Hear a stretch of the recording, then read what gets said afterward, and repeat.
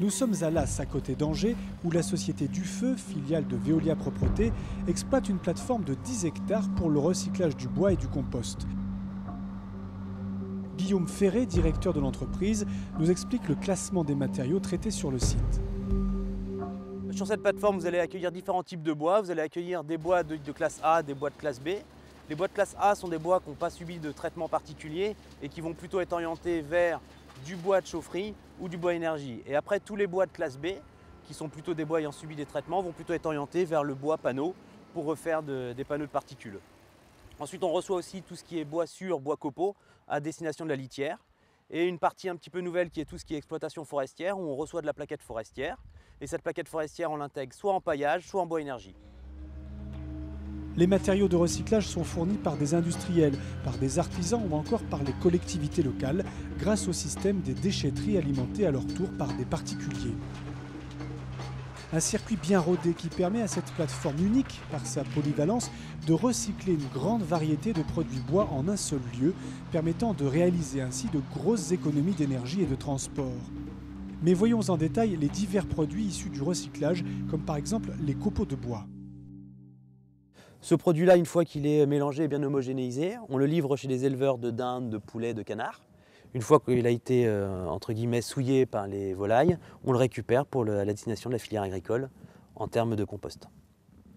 Là, vous avez une autre application de la filière bois. Toutes les parties de l'arbre qui n'ont pas pu être utilisées dans l'industrie du bois, on les utilise, on les récupère et on les broie sur place.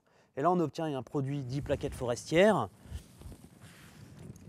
Et ce produit-là, on va l'utiliser en paillage. On positionne 10 à 15 cm de produit sur un rond-point, sur des trottoirs, et qui a la particularité de retenir l'humidité, donc on arrose moins souvent, de limiter la repousse des mauvaises herbes, et puis un côté esthétique un petit peu environnemental, développement durable. Vous avez ici un produit essentiellement composé de palettes qui ont été suffisamment endommagées pour ne pas permettre de repartir dans la filière palette, et qui n'a subi aucune modification chimique, aucun traitement, et qui a simplement été assemblé ou coupé. Il est utilisé plutôt à destination du bois énergie, pour l'utilisation en réseau de chauffage. Donc là on est sur un produit bois issu des déchetteries, c'est des produits qu'on a récupérés auprès des collectivités. C'est souvent les usagers qui les ont déposés dans les déchetteries à partir de meubles qui n'avaient plus aucune utilité ou on ne pouvait pas les réutiliser à travers d'autres associations. Donc on les récupère sur la plateforme, on les trie, on les met comme ça en andin et à partir de là après on fait une opération de transformation pour retourner dans l'industrie du panneau pour refabriquer des nouveaux meubles. Et ces panneaux sont utilisés également dans la construction, où ils sont de plus en plus répandus aujourd'hui.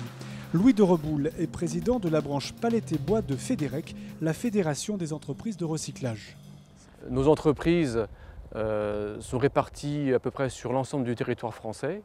On peut dire qu'aujourd'hui, toutes les tonnes de bois de recyclage, quelles qu'elles soient, même des petits volumes, peuvent trouver des solutions de valorisation. Les entreprises du recyclage, bien entendu, travaillent aussi avec les concepteurs des objets en bois pour essayer de trouver des possibilités de valorisation sur l'ensemble des produits.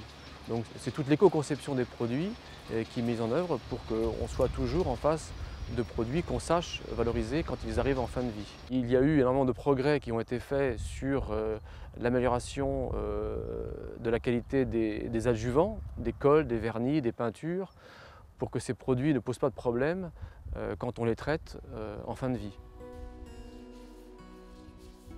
Déjà largement inscrite dans une dynamique écologique, la filière bois se dirige de plus en plus vers une industrie utilisant des produits de traitement compatibles avec le recyclage, ce qui permettra de revaloriser encore plus de bois à l'avenir.